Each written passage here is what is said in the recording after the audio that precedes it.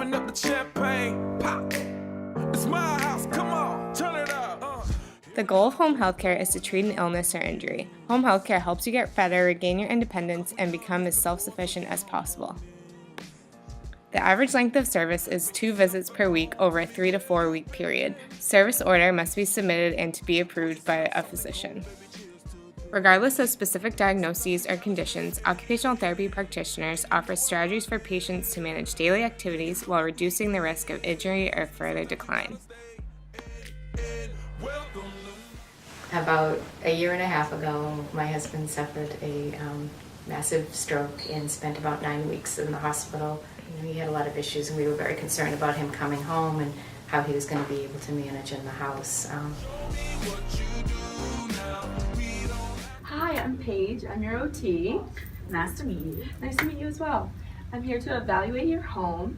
We're going to see how you move safely throughout the space that you like to spend time in. And we're going to make sure that you can manage your medications and see if you can use any of the technology that I can offer you, and see if you need that assistive technology here, so that way you can age here in place. So I'd like to learn a little bit more about you.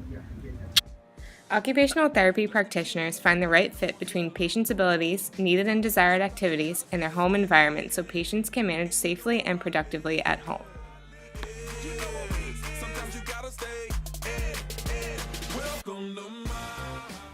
A continued need for occupational therapy can extend eligibility under Medicare because the need for occupational therapy alone qualifies Medicare patients for continuation of the home health benefit, and thus for any dependent aid and medical social work services the patient may need.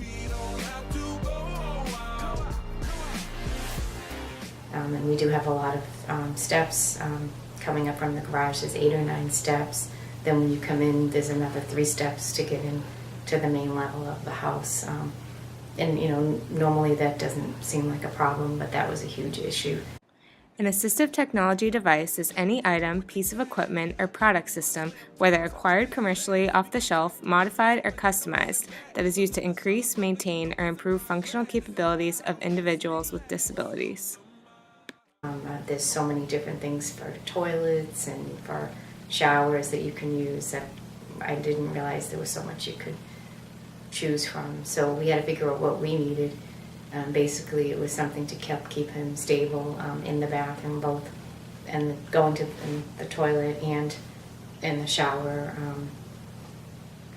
because his balance was a huge issue. His mobility was a huge issue. So we ended up getting it looks almost like a walker that went over the toilet.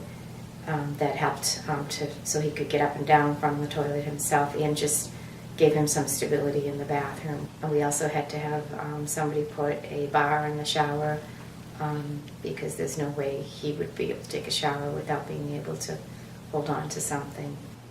It made me realize that how difficult it might be getting older in a house like this because of all the different, there is a full second floor.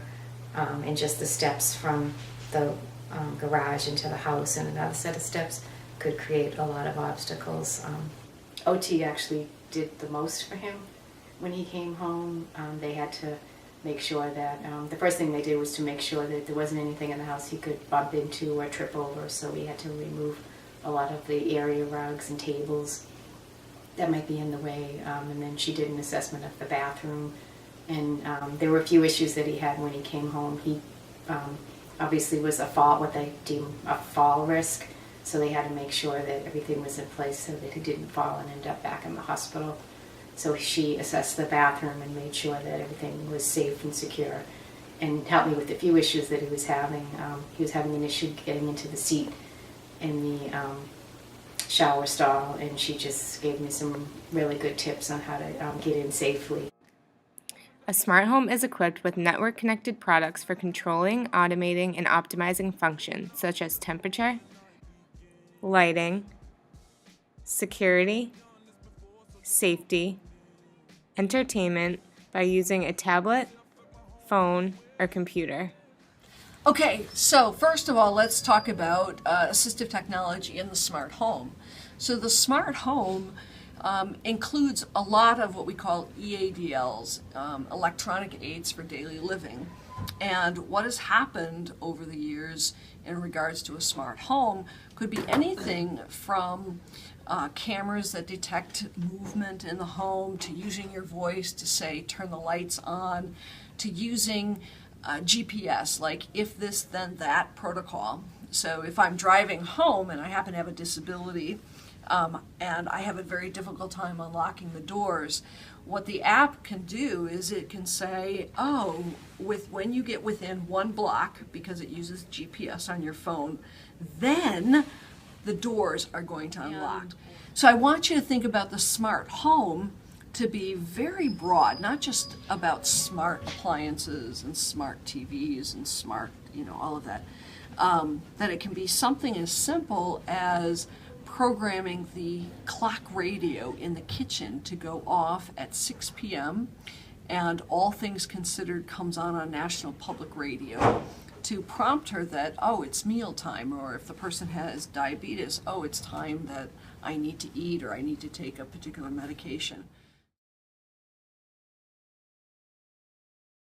It was really helpful, and more than I even thought, especially I think OT was more of a factor than anything, because they did everything. They did cognition, safety, balance. They pretty much worked on everything. So it was helpful and a really, really important service to get him on the road to recovery.